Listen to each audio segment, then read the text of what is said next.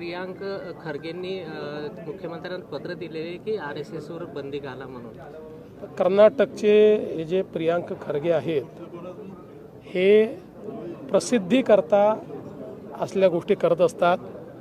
त्यांना काही स्टँडिंग नाही, वडिलांच्या भरोश्यावर राजकारण करणारे ते आहेत। त्यांना एवढंच मी सांगू इच्छितो, यापूर्वी अनेक वेळा संघावर बंदी घालण्याचा प्रयत्न झाला, नव्हे तर बंदी घातली। ज्या इंदिराजींनी संघावर बंदी घातली त्यांना सत्तेहून पायउतार व्हावं लागलं। त्यामुळे संघ एक सांस्कृतिक शक्ती आहे, एक देशभक्त अशा प्रकारचं संघटन आहे।